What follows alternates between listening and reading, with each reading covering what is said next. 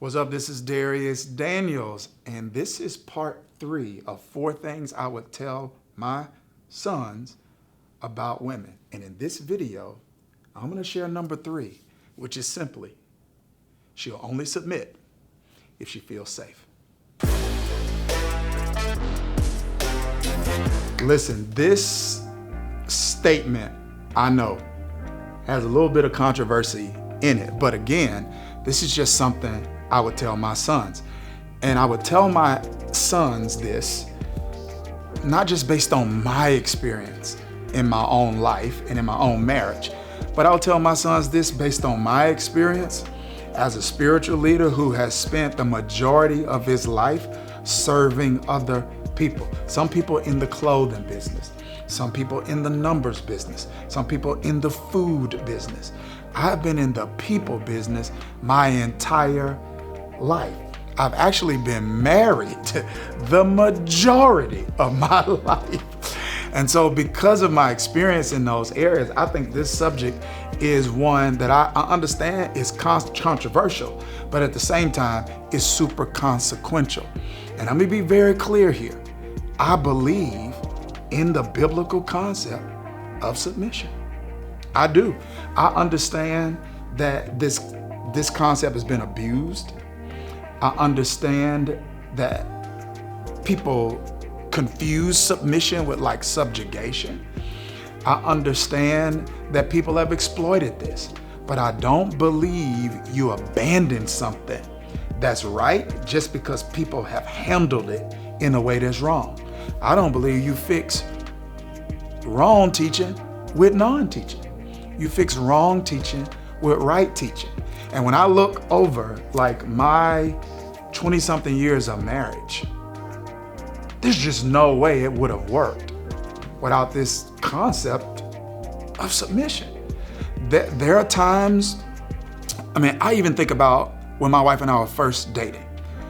So when we were first dating, she knew immediately she knew I was called to ministry in the initial phases of our dating, but I wasn't pursuing a quote unquote career in ministry. I was going to law school. So the majority of the time that we were dating, I was going to law school. That was my intention, to go to law school. And I was wrestling internally with this sense of call to like lay down my dream, my vision of law school and to pursue seminary full time. And eventually, I wrestled with this for a couple of years. And I went from not going to seminary at all to going to law school. Then I went from, okay, I'm gonna go to law school and seminary at the same time. So I started looking at these programs that it were 5-year programs that was a dual JD and MDiv. So you could get the law degree and the seminary degree in 5 years. And then I went from that to, I'm just supposed to do seminary. And I remember applying for seminaries, and our plan was I was gonna go to Vanderbilt, which was in Nashville. It was a few hours away from Jackson.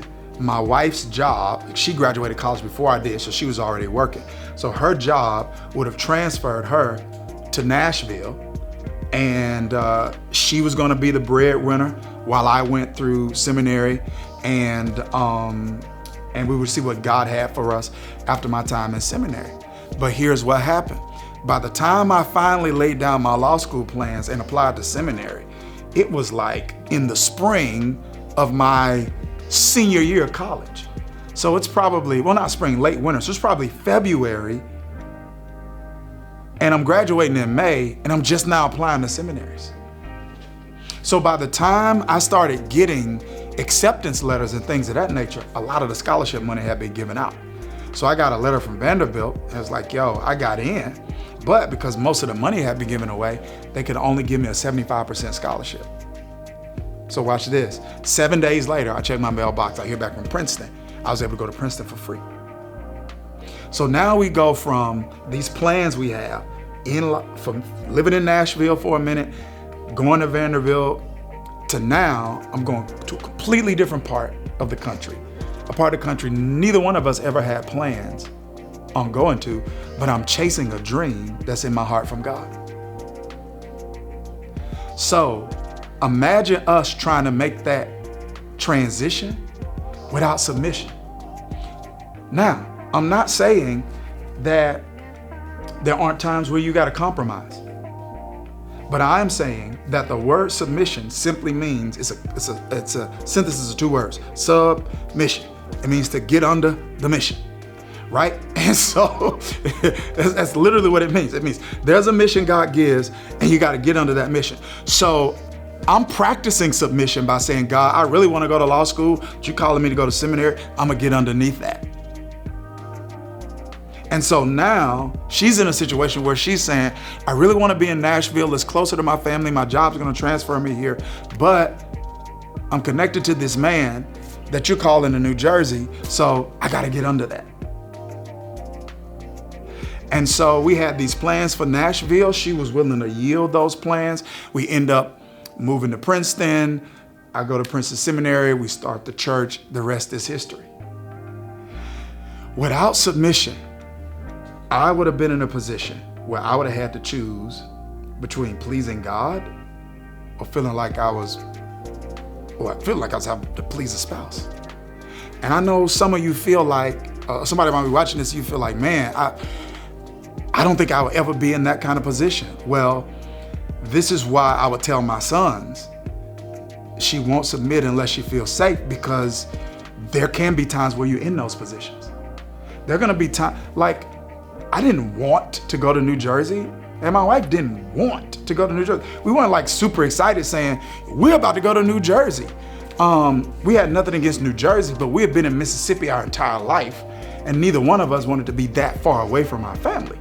Like, you can't just get in the car and just ride out to Mississippi from New Jersey. So anyway, long story short, think about the kind of tension that would have created for me.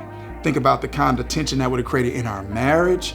Think about what all we would have missed out on if we hadn't got underneath the mission and made that decision to go to New Jersey. Everything that happened in my life was contingent upon that one decision. That was the one thing that changed everything. I mean, if I had got to New Jersey a year later, it would have changed everything. The year I get to New Jersey, my first year there is one of my friends' last year there. And so I get there and he's like, yo, I got this church that's like a southern church in the north. You need to go to this church with me. I go to that church, and long story short, I end up being the interim at that church. That led to me starting Kingdom Church at that time, which is now Change Church, which is the domino that actually knocked down every other significant destiny domino in my life. If I go a year later, my friend's not at seminary. If my friend's not at seminary, he's not recommending that church to me. I wouldn't have went to that church on my own. The only reason I went there is because of my friend. So that if I went a year later, everything would have changed. And this is what I want you to see. What up, real quick, give me a second. Question for you. Do you want more peace? Do you want to be more productive? Do you want more purpose in your life? Do you want to be more profitable? If so, I can help you. I've got a mentoring and coaching group called Daniels Den. I want you to go to danielsden.com, find out more. I'll see you in the den.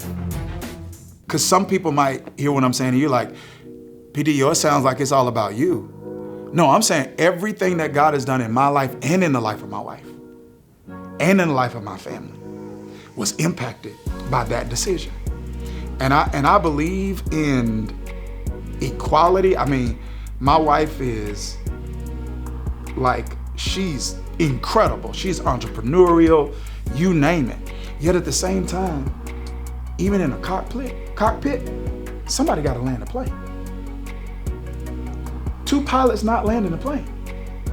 Somebody is landing the plane. It's that simple. So at some point, somebody has to yield. And when I think about our life story and what God has done in my life and in my wife's life, in the life of my family and in the life of my wife's family, was all predicated and hinged on that move. She was a woman that was willing to be led. But I would tell my son, she submitted because she felt safe. And so I would tell him, if you want a woman to submit to your leadership, you must be the kind of man that earns her trust.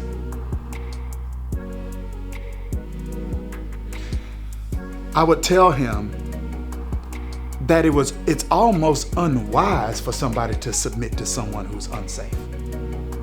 You're actually signing yourself up for abuse, exploitation, and unnecessary adversity.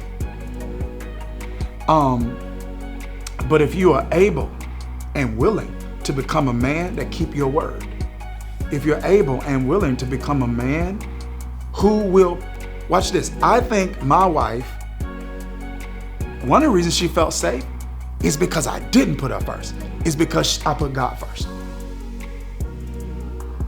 And that was the kind of man she felt like she could trust. A man that would listen to God.